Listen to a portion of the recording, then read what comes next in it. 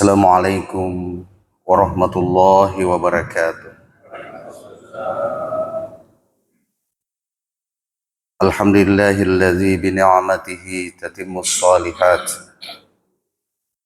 Wassalatu wassalamu ala khatamil anbiya'i wal mursalin Sayyidina Muhammadin wa ala alihi wa man tabi'ahum bil huda ila yaumiddin, amma ba'd. Kaum muslimin dan muslimat, jamaah salat subuh yang insya Allah dimuliakan oleh Allah Subhanahu wa Ta'ala. Alhamdulillah, di subuh yang berbahagia ini kita kembali melanjutkan pengajian kita dengan membaca salah satu kitab yang dikarang oleh Imam Al-Ghazali, yaitu Bidayatul Hidayah. Pada kajian kita yang lalu sudah membahas tentang ketaatan kepada Allah Subhanahu wa Ta'ala, amal-amal ketaatan, di mana di situ disebutkan bahwa perintah Allah kepada kita itu ada dua macam. Satu disebut dengan faraid dan kedua nawafil. Faraid itu kewajiban, nanti turun ke fikih disebut dengan kewajiban. Nawafil kemudian turun dalam istilah fikih disebut dengan sunnah. Faraid dalam pandangan Imam Al-Ghazali itu dimisalkan dalam perdagangan seperti modal berdagang. Jadi yang melakukan ibadah wajib itu dianggap yang punya modal. Keuntungan dari modal itu memunculkan ibadah yang disebut dengan nawafil, keinginan melakukan ibadah sunat.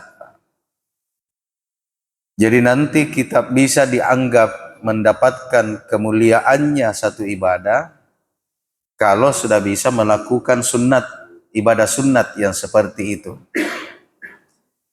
Bapak-bapak bisa merasakan kemuliaan dari ibadah salat itu kalau sudah bisa melakukan salat-salat sunat. Jadi kalau baru sampai di salat-salat wajib, maka itu hanya membebaskan diri dari kewajiban, tidak berdosa namanya. Tetapi kalau kita ingin menikmati manfaat dari ibadah salat itu, maka nanti nikmatnya, kemuliaannya salat itu nanti kita bisa peroleh kalau sudah melakukan salat-salat sunat. Jadi modal berdagangnya adalah salat wajib, nanti keuntungan dari modal itu Imam Al-Ghazali memisalkan seperti salat sunat.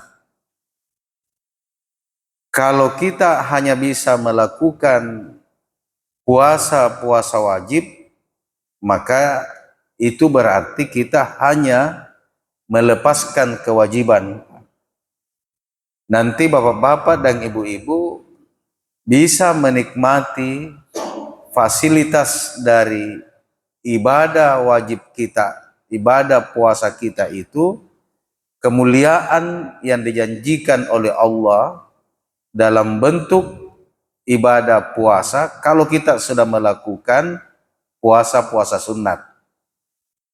Dalam hubungannya dengan kajian kita yang lalu, itu rupanya ketemu Pak Wahbah Zuhaili misalnya di fikih itu menyebut begini, bahwa seluruh ibadah-ibadah wajib itu ada pasangan sunnatnya yang seperti ibadah wajibnya.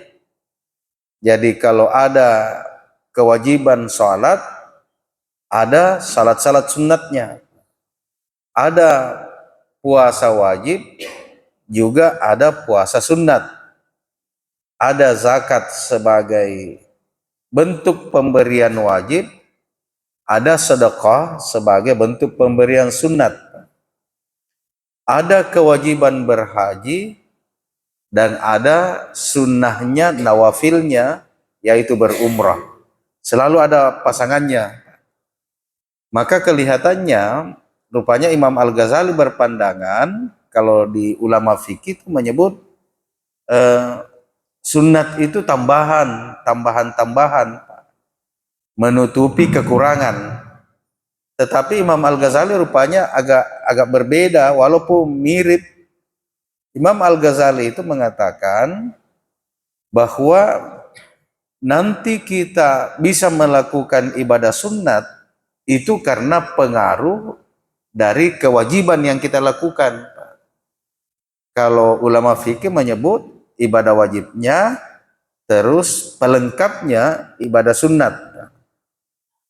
Kalau ini setara, cuma kewajibannya bersifat kewajiban yang harus dipenuhi, ini sunnatnya menambah-nambah. Kalau Imam Al-Ghazali, ibadah sunnat itu hasil dari melakukan ibadah wajib. Dia modelnya begini. Jadi mantap ibadah wajibnya, baru kemudian dia mendorong untuk melakukan sunnat.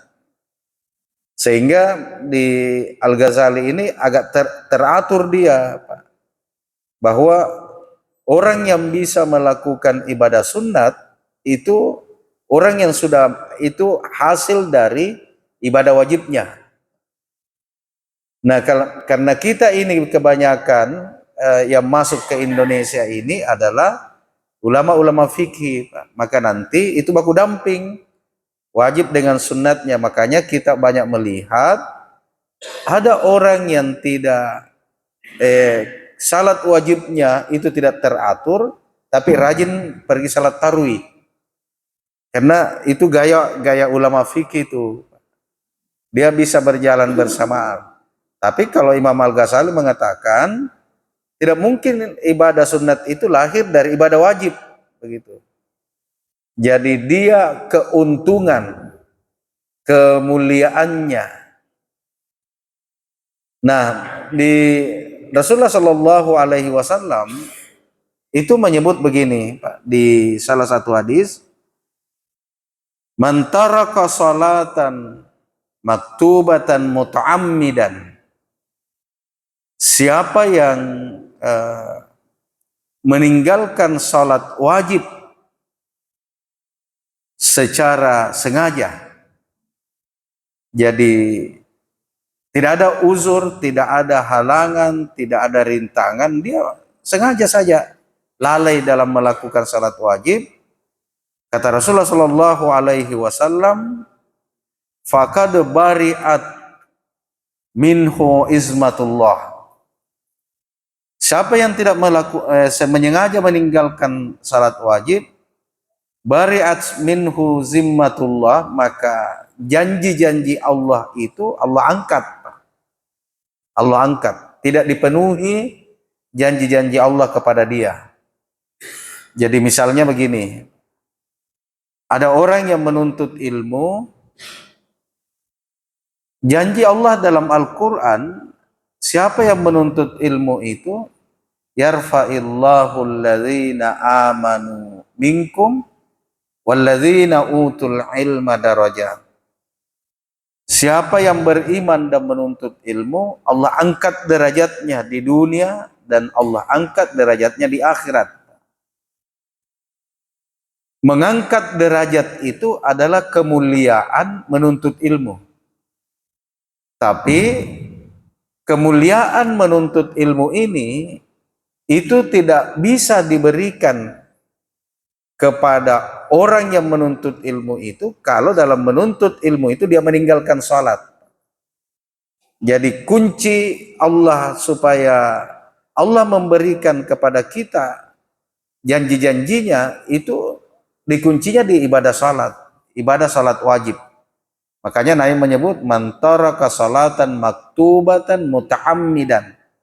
Siapa yang meninggalkan salat wajib dengan sengaja, itu kata Rasul, faqad bari'at minhu izmatullah. Allah tidak penuhi janji-janjinya. Kan banyak keutamaan-keutamaan dalam hadis, dalam Al-Quran, di kaul-kaul ulama, keutamaan pekerjaan tertentu. Misalnya, bapak keluar dari rumah mencari nafkah, pagi jam 7 sudah meninggalkan rumah, itu janji Allah seperti orang yang keluar berjihad, hatta yarji'ah, sampai dia pulang ke rumahnya. Jadi seorang kepala keluarga dianggap syahid. Syahid maksudnya pahala syahid, Pak. Karena nanti di syahid itu ada yang disebut dengan mati syahid, ada yang disebut dengan pahala mati syahid, Pak. Nah, ini nanti di fikih berbeda cara menghadapi. Mati syahid itu, mati dalam peperangan, itu tidak berlaku hukum-hukum jenazah seperti pada umumnya. Jadi orang yang mati syahid itu dalam fikih langsung dikafani saja, dibungkus saja, baru kemudian dikuburkan. Kalau ada yang bisa sempat disalati, tidak perlu dimandikan. Ada namanya pahala mati syahid. Pahala mati syahid itu jenazahnya kalau dia meninggal tetap diberlakukan seperti hukum jenazah lainnya. Yang mana pahala mati syahid itu seperti ibu-ibu yang melahirkan, meninggal dunia pada saat melahirkan. Dia mendapatkan pahala mati syahid. Jadi jangan diberlakukan seperti orang yang meninggal di medan perang, Pak. Jangan sampai ada ibu-ibu yang meninggal waktu melahirkan, ini mati syahid ini, Pak. Oh, langsung nabungkus saja baru natanam, Pak. Pahala mati syahid. Bapak yang keluar, kepala rumah tangga yang keluar dari rumahnya pada pagi hari, mencari nafkah untuk keluarganya, maka itu dihukumkan mendapatkan pahala syahid, Pak. Kalau dia meninggal dalam pekerjaannya. Itu janji Allah. Tetapi janji Allah Subhanahu wa taala itu bari'at. Itu tidak diberikan kepada kepala keluarga yang keluar dari rumahnya tetapi tidak salat di luar, Pak. Nah, itu. Jadi tidak otomatis janji-janji Allah dalam hadis, dalam Al-Quran itu diberikan kepada kita. Tetapi ada kuncinya. Salah satu kuncinya itu mantaraka salatan maktubatan muta'ammidan, menyengaja, Pak. Waktu membahas ini pernah saya bahas di kampus, di pengajiannya adik-adik mahasiswa. Dia bilang, Ustadz, kalau kita ketiduran salat subuh, itu muta'ammidan atau tidak? Muta'ammidan itu sengaja atau tidak? Jadi tidurnya memang tidak sengaja, tapi muta'ammidan itu sudah bisa diprediksi, Pak. Kalau dia begadang sampai jam 4 baru tidur, terus tidak bangun salat subuh jam 4:39 menit, dia tidak bangun di salat subuhnya. Itu juga namanya muta'ammidan, karena sudah bunyi di masjid baru tidur. Jadi waktu tidur tidak sengaja, tapi muta'ammidan itu perencanaannya. Makanya di kitab fikih itu, yang boleh tidak salat Jumat itu orang yang meninggalkan kampungnya sebelum salat subuh, Pak. Jadi kalau ada orang yang pergi meninggalkan kampungnya sudah salat subuh, maka di fikih Syafi'iyah itu bukan dianggap musafir dan boleh tidak meninggalkan salat Jumat. Jadi bahkan di fikih Syafi'i itu dia tinggalkan sebelum salat subuh dan sudah keluar dari kampungnya sebelum azan subuh. Karena dulu itu kan perjalanan. Sudah keluar dari batas kampungnya baru azan subuh.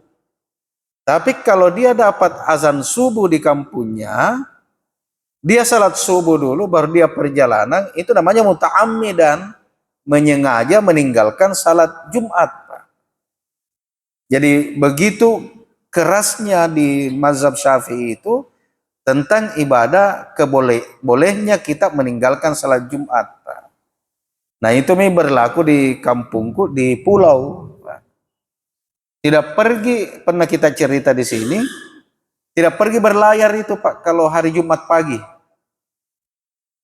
Di salah satu pulau ini yang sering saya kunjungi, itu tidak ada anak muda, bapak-bapak, laki-laki yang pergi berlayar kalau Jumat pagi, Pak. Karena biasanya mereka keluar itu pagi-pagi. Tapi sudah orang salat Jumat baru mereka keluar itu. Tapi bungkusannya dia bilang pamali. Istilahnya pamali. Padahal sebenarnya itu implementasi dari ajaran safar di hari Jumat di mazhab Syafi'i. Maksudnya itu, kalau kamu pergi berlayar, kan tidak mungkin berjamaah kalau di lautan lepas, Pak. Karena terpisah-pisah kapalnya. Maka pasti dia dianggap meninggalkan salat Jumat. Kalau mau pergi memang sebelum salat subuh. Kalau lewat salat subuh, harus tinggal di kampung salat Jumat. Itu yang turun ke masyarakat, pimali, pergi berlayar kalau hari Jumat, kecuali sudah orang Jumat.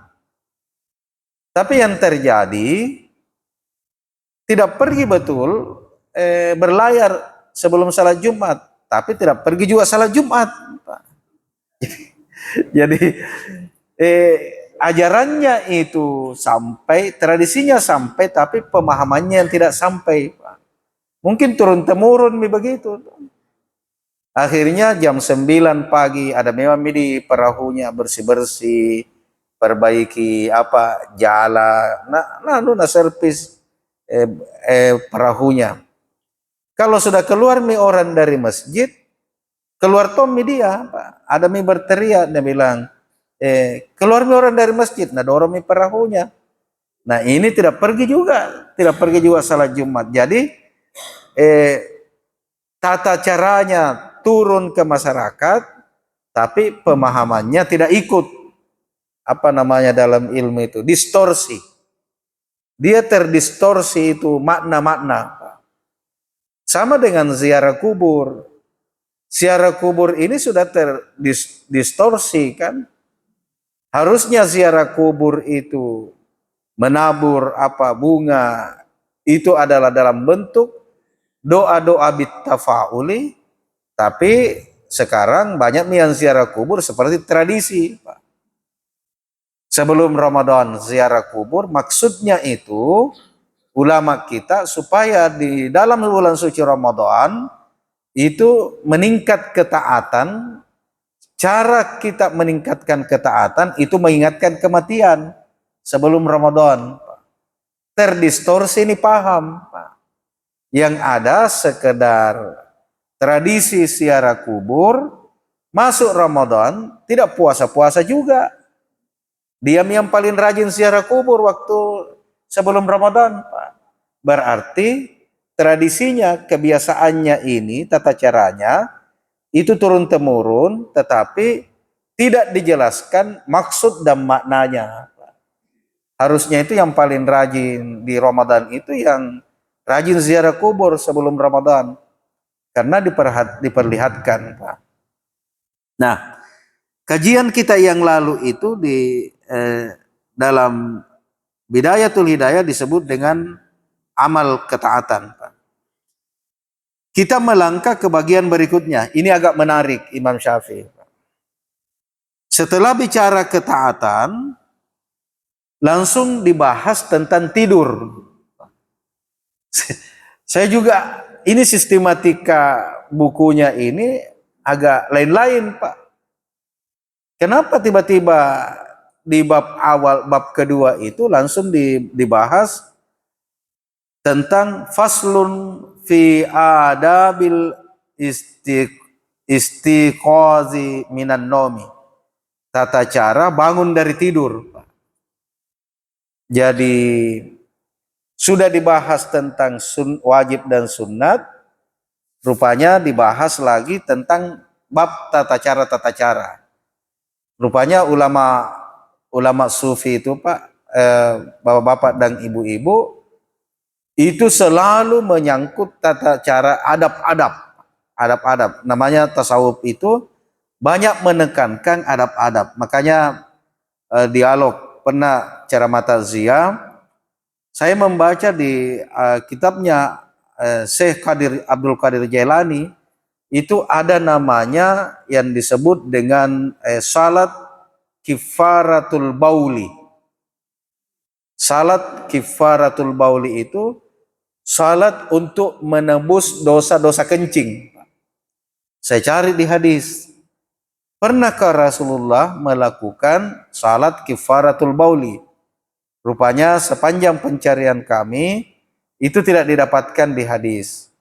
Tetapi di kitab-kitab tasawuf itu ditemukan.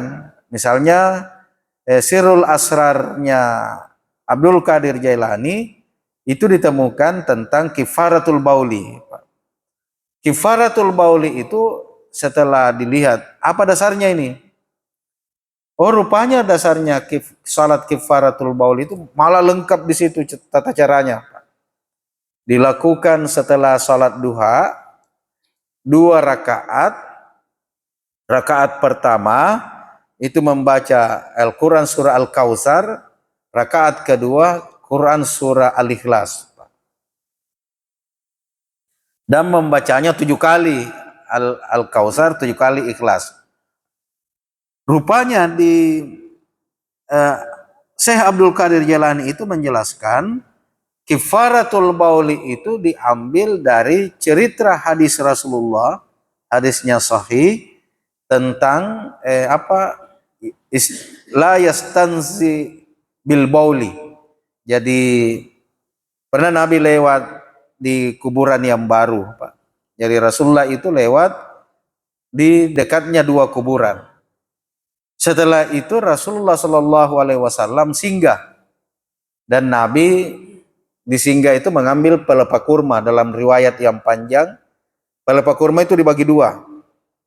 Setelah itu Rasulullah tancapkan di kuburan yang satu, belahan yang satunya di kuburan yang satu. Sahabat bertanya, ya Rasulullah, apa ini? Nabi mengatakan, semoga Allah, orang yang dalam kuburan ini sedang disiksa. Semoga Allah meringankan siksanya sampai keringnya pelepah kurma ini. Nah, saya melihat kemungkinan ini yang turun ke tradisi tabur bunga. Tabur bunga, diambil bunga yang lambat mengering, setelah itu waktu sudah ditabur disiram lagi supaya lambat kering. Kira-kira begitu, Pak. Jadi jangan lagi diambil macam-macam tabur bunga, Pak. Bila nada tangi kok itu, kalau 1 tahun tidak tabur bunga di atas kuburannya nenek nu, Pak. Akhirnya Nabi bilang, itu sakit nih anakmu gara-gara tidak pernah ke kuburan nenek. Hubungannya ke situ, tapi bukan sebenarnya itu. Kalau diurut dari hadis Rasulullah, tabur bunga itu kayak kalau dia mempraktek Rasulullah itu pelepah kurma, terus berdoa kepada Allah mudah-mudahan kalau disiksa ini dalam kubur dia diringankan. Terus ditanya Rasulullah, dosa apa memang yang dilakukan oleh orang yang satu itu? Yang satu katanya la yang stanzi bil bauli. Itu kalau dia kencing tidak bersih kencingnya, Pak. Baru dia langsung pakai bajunya. Karena karena di kajian ulama-ulama kita itu kencing dua fasenya. Fase keinginan kencing dan kalau keluar itu yang banyak. Itu fase yang pertama. Itu semua orang bisa merasakan itu. Karena ini ada habisnya. Air seni yang banyak. Tapi setelah keluar itu yang banyak, masih ada 2-3 tetes di belakang yang terpisah. Nah, ini yang terpisah, ini dicerita di hadis itu yang istansa bil bauli, itu yang merusak seluruh ibadah salatnya karena belum keluar yang 2-3 tetes itu, dia sudah berhenti, Pak. Sudah mencuci, sudah cebok, Pak. Karena kata Rasulullah, ini orang dianggap lalai, maka istansa bil bauli itu langsung dapat siksa kubur, Pak. Makanya bapak dan ibu-ibu kalau kencing tuntaskan, kalau perlu paksa-paksa sedikit, berdehem, apakah namanya itu, medengi, dorong di bawah. Itu orang-orang tua kita. Terus jangan lagi dibilang itu bid'ah, maddehem. Karena Nabi tidak lakukan, tapi Rasulullah sudah menerangkan teknisnya kita. Apakah mau tindis-tindis perutnya atau berdehem memaksa keluar. Kalau buru-buru. Kalau tidak buru-buru, itu bisa menunggu sampai keluarnya itu, Pak. Nah, yang satu kata Rasulullah, yamshi bin namimah. Yamshi bin namimah itu menceritakan cerita belakang orang lain, Pak. Dia menceritakan aibnya orang lain tanpa tidak ada orangnya, Pak. Terus gara-gara ini hadis dianggap bahwa istansa bil bauli itu susah dihindari, Pak. Maka bagi kajian-kajian tarekat, sufi tarekat itu, salah satu cara supaya kita bebas dari dosa itu, karena ini agak susah dihindari, Pak.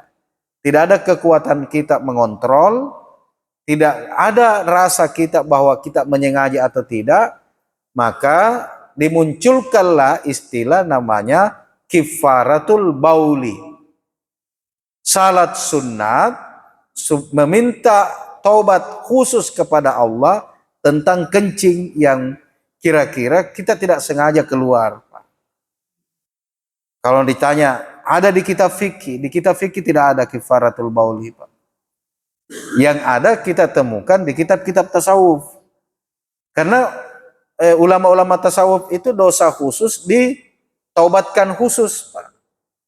Karena ini kan kita sudah tahu nih bahwa ini potensi yang selalu ada pada diri kita. Maka kalau begitu, dibuatkanlah oleh ulama-ulama tasawuf itu berupa salat sunat kifaratul baul. Tata caranya itu kifaratul baul itu dilakukan setelah salat duha. Berarti orang rajin ke salat duha. Dilakukannya tidak mesti setiap hari, tapi dilakukan secara berkala.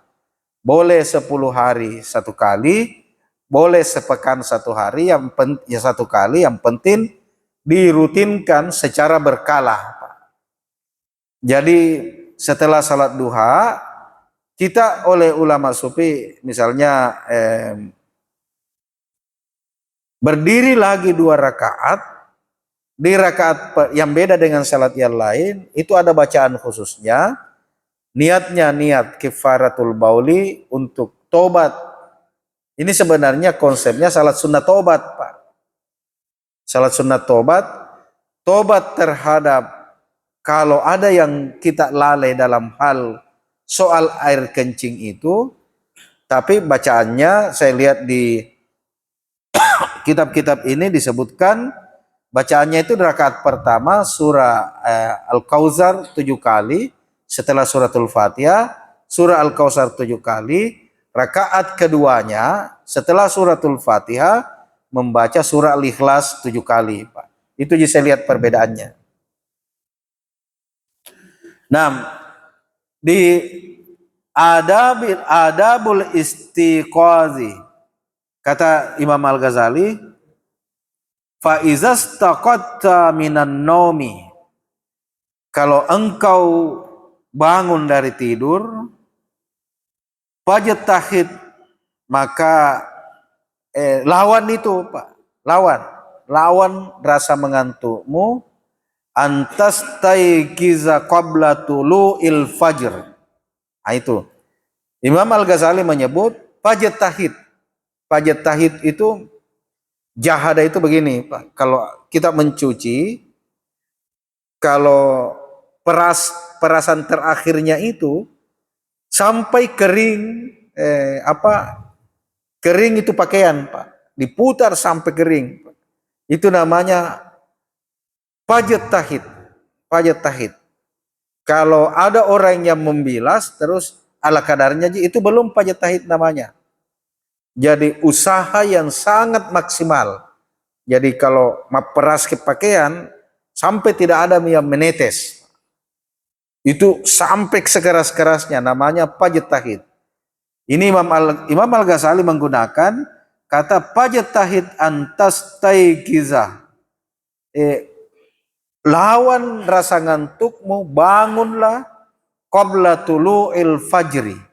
Nah, ini poin pentingnya disebutkan qabla tulu'il fajri itu sebelum terbitnya fajar.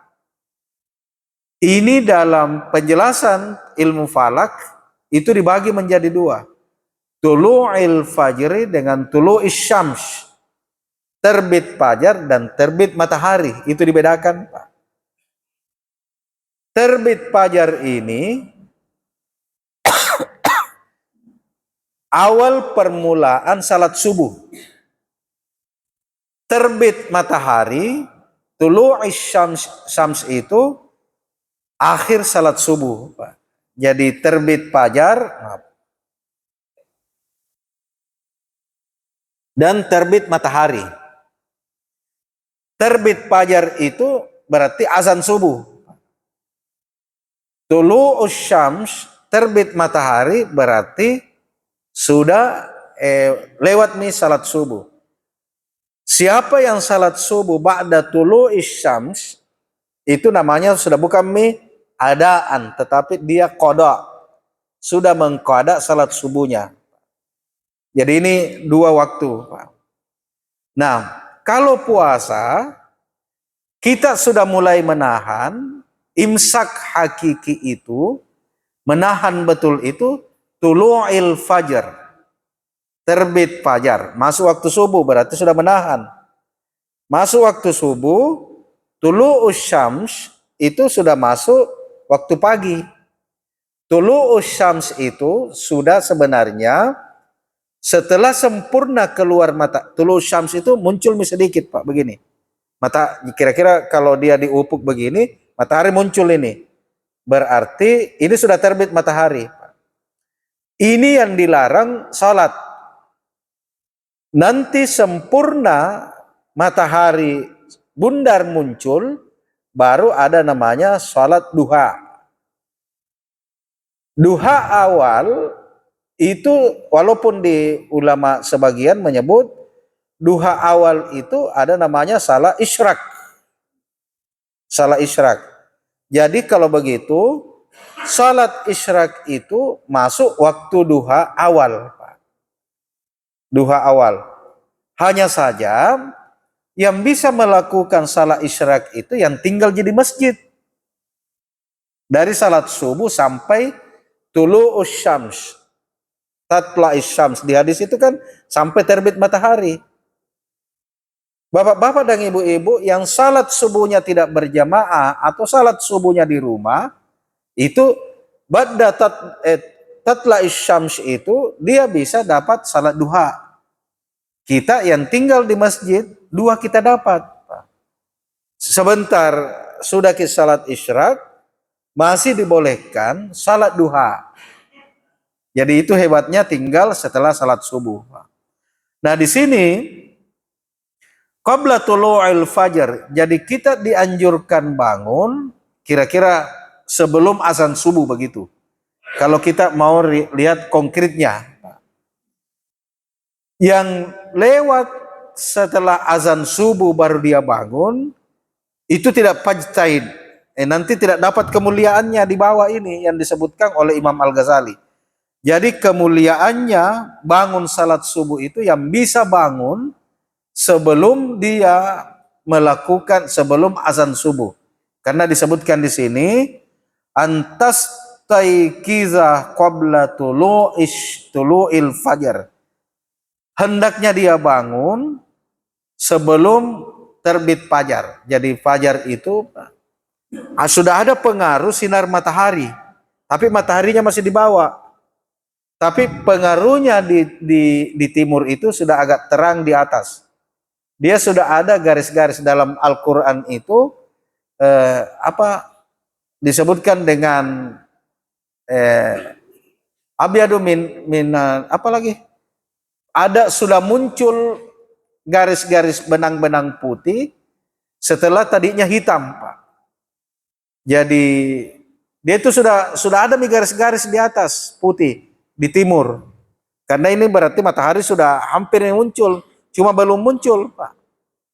Jadi subuh itu kalau waktu cerah itu sudah kelihatan di timur, sudah ada garis-garis putih. Khaitul abyadu minal khaitil aswadi.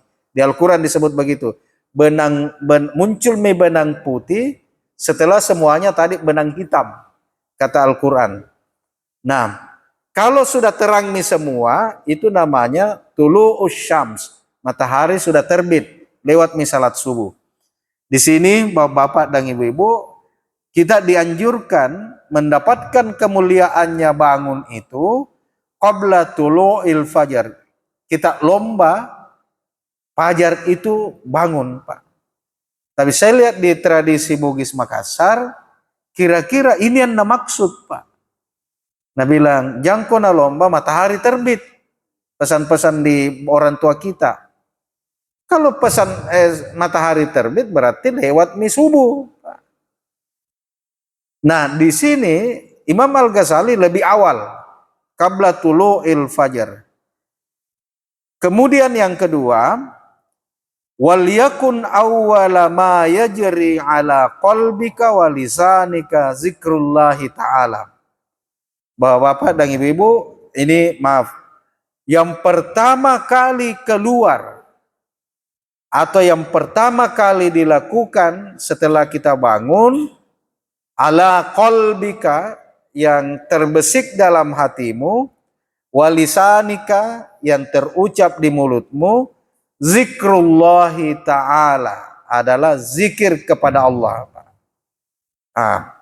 Jadi paketnya tidur itu bangun sebelum terbit fajar.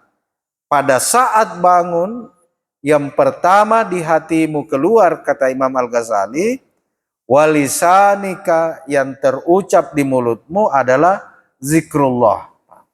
Zikir kepada Allah. Bukan biasa saya lihat ibu-ibu gini kuliah. Baru kasihan bangun, masih tertutup matanya setengah, pergi mencuci beras, Pak. Jadi, saking tidak maunya kasihan terlambat itu keluarganya makan, Pak. Jadi pokoknya kira-kira itu hafal menjalur ke dapur, Pak. Biar tertutup matanya, dapat gitu teflonnya rice cooker. Dari tadi malam itu pokoknya langsung lompat, langsung cuci beras. Ini pertama kasih tenang-tenang dulu, Bu, Pak. Zikir-zikir kepada Allah, baik dalam hati maupun di lisan. Fakul inda zalika, kata Imam Al-Ghazali, paling singkat kita membaca alhamdulillahillazi ahyana ba'dama amatana wa ilaihin nusyur. Doa bangun tidur, Pak. Jadi doa bangun tidur itu dikutip lagi oleh Imam Al-Ghazali. Boleh menambahkan asbahna wa asbahal mulku lillahi wal azamatu was sultanu lillahi wal izzatu wal qudratu lillahi rabbil alamin. Sudah mulai panjang, Pak. Ini ada setengah halaman diajarkan zikir setelah bangun, Pak. Ini kalau hafal, nah itu di pesantren, kalau dites hafalan tak dikasih bangun sama kiai, belum pakai bangun dari tempat tidur, langsung disuruh hafal yang tadi malam satu halaman, Pak. Oh, itu berarti kalau hafal itu hafal betulan itu, Pak. Di luar alam sadarnya nih. Jadi paling pendek, fakula inda zalika, pada saat kamu bangun, qal ala qalbika ma tajri ala qalbika wa lisanika zikrullahi ta'ala, fakul inda zalika alhamdulillahillazi ahyana ba'dama amatana. Alhamdulillah. Ucapan yang pertama zikir alhamdulillah. Alhamdulillah ini karena rupanya salah satu nikmat terbesarnya Allah itu dalam Al-Quran disebutkan adalah tidur, Pak. Bapak-bapak, ini nikmat yang Allah berikan kepada kita tanpa kita minta. Tidak ada itu yang minta, ya Allah kasih tidur saya ya Allah dalam salatnya. Rata-rata nikmat rezeki, nikmat kesehatan. Tapi Allah berikan kesehatan dan rezeki itu dengan menidurkan kita. Itu cara Allah menyelamatkan kita di dunia. Nikmat Allah itu adalah nikmat tidur. Cerita Ashabul Kahfi, Pak. Selamat dan Allah memberikan nikmat yang tinggi, itu ditidurkan, Pak. Bapak-bapak kalau tertidur, itu nikmat Allah yang luar biasa. Capek sekali tidur tanpa disengaja. Makanya bapak-bapak yang tidur biar duduk-duduk pengajian bisa tidur, itu nikmat Allah, Pak. Jadi alhamdulillah, alhamdulillah, Pak. Alhamdulillah. Karena biar tidur bisa juga duduk, biar duduk bisa juga tidur. Berarti itu nikmat Allah yang sangat besar, Pak. Makanya di Al-Quran itu surah Ar-Rum, wa min ayatihi manamukum bil-laili wan nahari. Di antara tanda-tanda kekuasaan Allah di Al-Quran itu disebutkan manamukum bil-laili wan nahari, itu tidurmu pada siang, pada malam hari dan siang hari, Pak. Ini tidur jadi bahas satu bab. Nikmat Allah pada kita di Al-Quran itu disebutkan wa min ayatihi. Di antara tanda-tanda kekuasaan Allah manamukum bil-laili wan nahari. Itu tidurmu siang dan malam. Yang banyak biasa dibaca kalau acara pernikahan. Wa min ayatihi an khalaqalakum min ampusikum azwaja. Dibaca nih, nikmat Allah adalah diciptakannya pasangan kita masing-masing, Pak. Rupanya di Ar-Rum ayat 23, tanda kekuasaan Allah pada kita manamukum bil-laili wan nahari. Itu kalau Allah menidurkan engkau pada malam hari dan siang hari. Tapi disambung lagi, wabtiga'ukum min fadlihi. Nah, gara-gara nikmat tidur itu, kamu kata Al-Quran, kamu bisa kuat berusaha mencari karunia Allah, Pak. Berarti kalau begitu, tidur itu modal untuk bekerja. Di Imam Al-Ghazali saya baru menemukan salah satu hikmahnya mengapa tentang tidur ini dibahas di awal-awal. Karena nanti gara-gara kalau ada yang bermasalah di tidurnya, pasti ibadahnya tidak beres, Pak. Jadi kalau begitu tidur perlu diatur. Kalau mau ibadah, mau bangun salat lail, tapi tidur jam 1 malam. Nah, itu berarti tidak teratur dia, tidurnya tidak diatur. Jadi kalau nikmat Allah itu kalau misalnya Bapak bisa rasakan yang umur 60 ke atas, itu kita dikasih tidur oleh Allah di jam-jam 9, Pak. Setelah itu, masa tidurnya orang tua itu kembali lagi seperti anak-anak. Kalau dulu kita mahasiswa, itu bisa 4 waktu salat lewat, Pak. Kalau tidur. Makanya enak begadang. Begadang ke malamnya, sudah salat subuh tidur, bisa bangun jam 4 sore. Dulu ceritanya begitu. Cerita Bapak rasakan itu.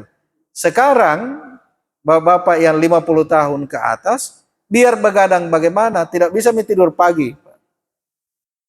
Palingan itu tidur ala Rasulullah. Tidurnya ala Rasulullah itu ada namanya kailula. Kailula itu tidurnya Nabi sebelum duhur, Pak. Itu kailula, kunna naqilu, kami ini selalu nakil. Nakil itu kailula dari kata qalil, Pak. Tidur siangnya Rasulullah itu sebentar, sedikit sekali, tapi ada riwayat yang menyebutkan sebelum salat duhur. Qailulah namanya. Jadi kalau begitu Bapak-bapak, tidur ini adalah nikmat Allah, dan di ayat itu disambungkan. Wabtigaukum min fadlihi. Gara-gara tidurmu, kamu berusaha mencari karunia Allah. Berarti kunci mendapatkan karunia Allah itu di tidur.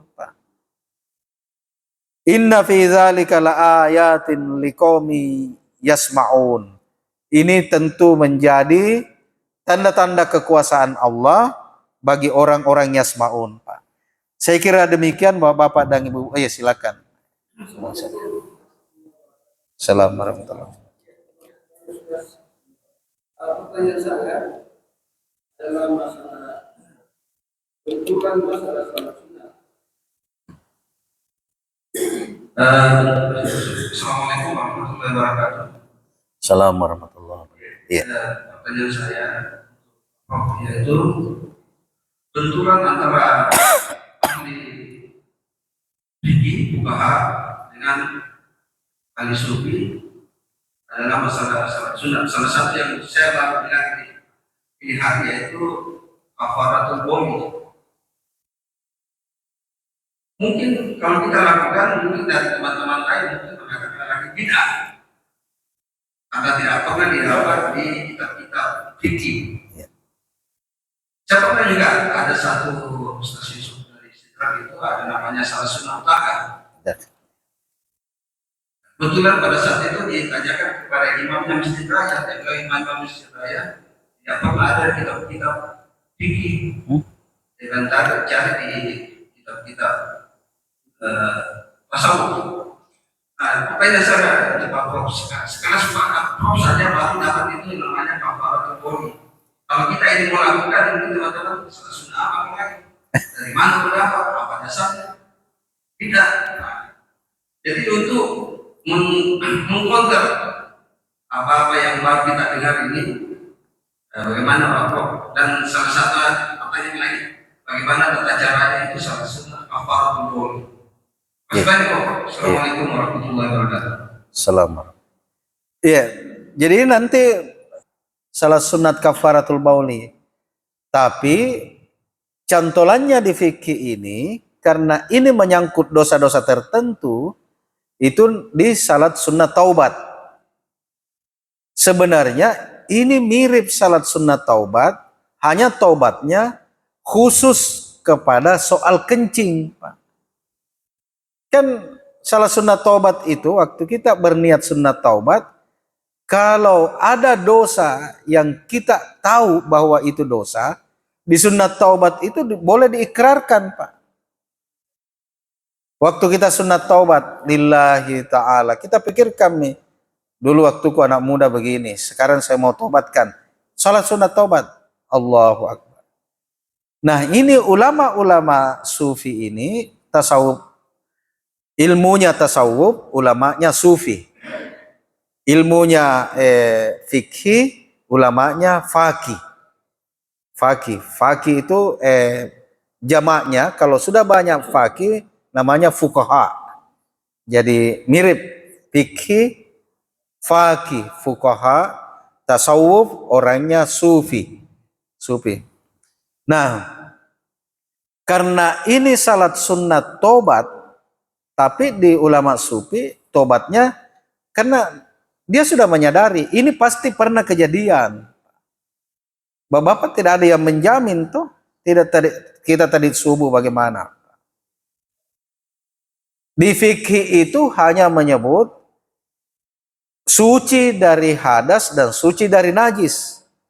Nanti di ulama-ulama sufi karena kehati-hatian, karena mengandalkan adab tata cara, maka ulama sufi itu kalau bangun Pak tidak langsung berudu.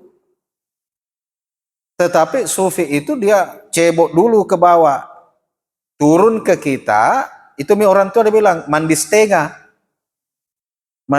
ini pusar ke bawah Pak. Karena ini pusar ke bawah, kalau kita tidur ini tidak terkontrol. Kalau orang sadar itu orang bangun, katupnya masih bisa kontrol.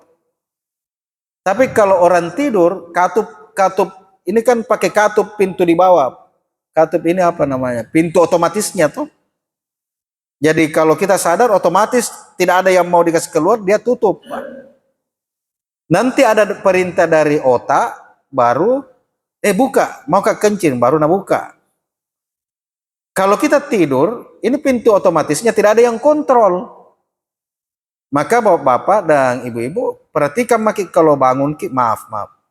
Kalau kita bangun itu, coba masuk kamar mandi, cebok, itu pasti ada basah dan berminyak di situ.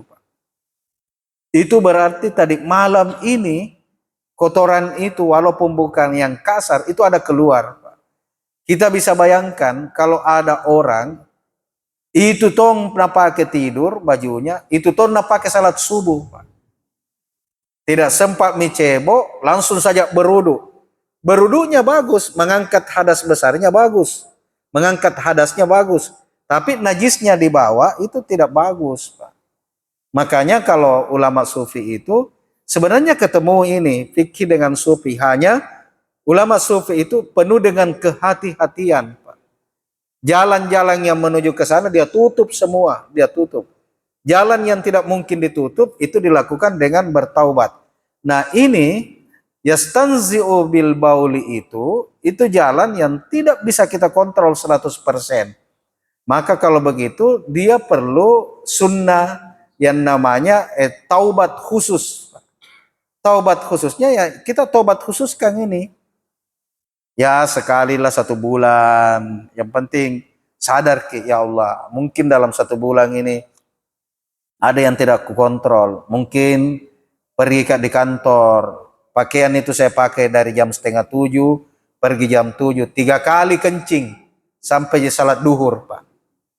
Itu 3 kali kencing tidak bisa dijamin, Pak. Tidak bisa dijamin. Tidak bawa sarung, apalagi yang yang 70 tahun ke atas, Pak. Daya kontrolnya itu kurang-kurang nih, Pak. Tidak berfungsi metiknya. Metiknya itu mati sendiri, masuk gigi sendiri, tidak nih. Ini harus banyak kifaratul baul ini, Pak. Saya kira itu pertemuannya ada, Pak. Hanya kalau langsung fikih yang dibahas, apa itu istilah kifaratul baul? Tidak ada di deretan salat-salat sunat, Pak. Tapi cantolannya di sunat taubat, salat sunat taubat ada taubat khususnya. Taubat khusus itu nanti di kifaratul baul disebut dalam ulama-ulama fikih. Iya, satu lagi. Iya, silakan Pak, silakan.